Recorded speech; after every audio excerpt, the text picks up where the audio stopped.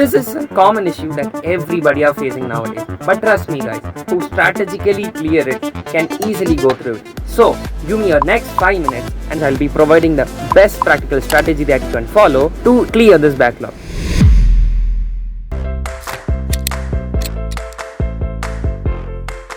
The best way to clear backlogs is to prevent and erase. First, prevent. Prevent is like you should never clear backlogs at the cost of the current syllabus. Many people tend to do this mistake. Many ignore the current syllabus and they go and clear every 11th class backlogs and the left out portions. But you should not do that. The next one is erase. And in the erase, you have 3 components. One is to list out the pending chapters. Then you should categorize them into buckets. What is buckets? I will be telling that later. Next, you should cover the top priority chapters. Well, the first step is to take a piece of paper and divide it into 3 columns for physics, chemistry and mathematics. Then you should list out the chapters that is pending for you, and this will start your backlog clearing journey. The next step is to take 3 papers and divide it into 3 columns. Each paper is for different subjects. These 3 columns, the first column is for the list 1 chapters. That is, you have done 0 theory and you have not done any practice. So you should list out the chapters that you have like that. That is 0 theory and 0 practice. The next list is the chapters that you have done the theory already, but you haven't practiced much. So it is theory done and 0 practice. And the next is the list 3.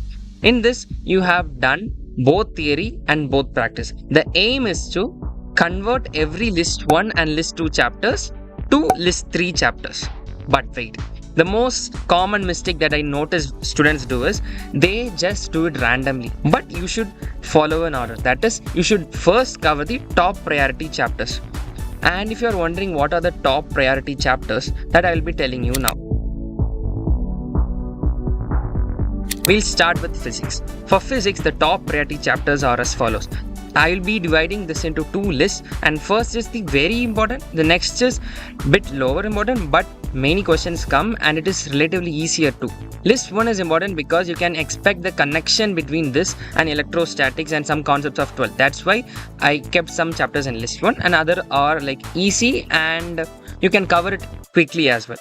List 1, you have kinematics, that is motion in 1D, 2D and relative motion. You have Newton's laws of motion and work, power, energy. You can expect this concepts being used in electrostatics and other phenomena as well, even in magnetics, which you cover in 12th. That will be involving some kinematics question and magnetism, both the club of these both concepts will be used. So it's better to cover these first. The next list of chapters is that you have thermodynamics, heat transfer and waves, both strings and sound waves. Next comes the chemistry. In chemistry, speaking about physical, you should cover mole concept and atomic structure. These form the foundation. So if you haven't covered these yet, please go ahead and cover these first because these are very important and foundational. The next is periodic table and chemical bonding. This will be helpful for your inorganic as well as for organic as well. Chemical bonding is very important for organic as well. They will help you understand the structures and analyze the trends. Speaking about periodic table, you will be learning about ionization enthalpy and electron gain enthalpy, everything that trends, how it behaves. These will be helpful when you will be learning the block chemistry.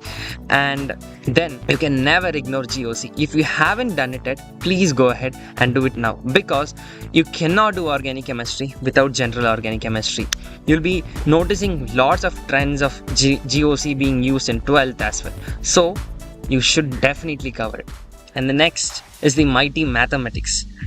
It sounds a bit scary, right? Yeah, many people find difficulty in mathematics and even I did. So what I have done is, I have given you 3 levels of chapters that you should be covering.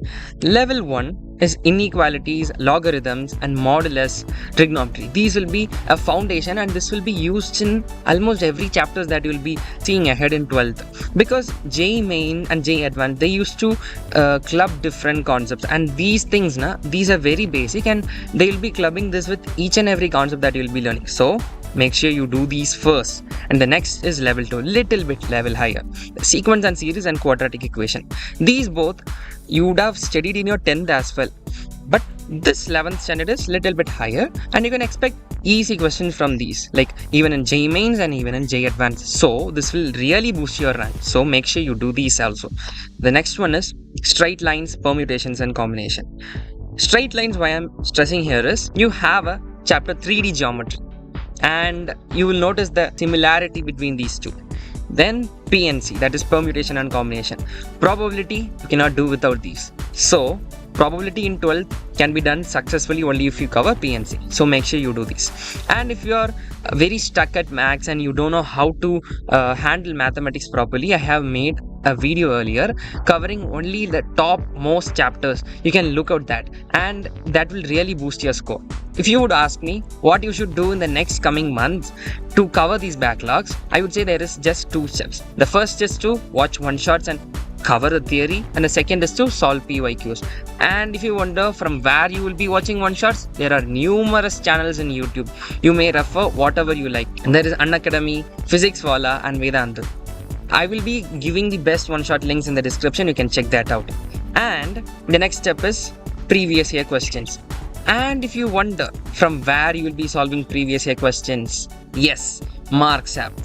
This is a one-stop solution for the PYQs. I would recommend you to go and download this and solve all the chapter-wise previous year questions, the chapters you complete using one shots from 2019 to 2023.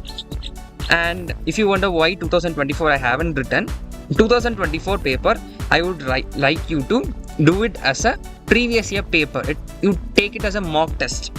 Make sure that you do the previous year papers, that is 2024 paper, as mock test. This will definitely help you. And many people ignore taking previous year paper test. This is the main mistake which I see, because previous year test papers will really give you a feel of JEE Mains. If you have time, you should not ignore the JEE Advanced previous years as well. You should do those also side by side. I hope this was a great video, and if you liked it, please subscribe to our channel for more such awesome content, and make sure that you follow every step that I mentioned and start making the list of chapters from today and prevent and erase. You should always prevent the backlogs first of all, or else you will be in the backlog loop. You will be stuck in this loop and you will not come out of it. So make sure you prevent and erase the backlogs. And thank you.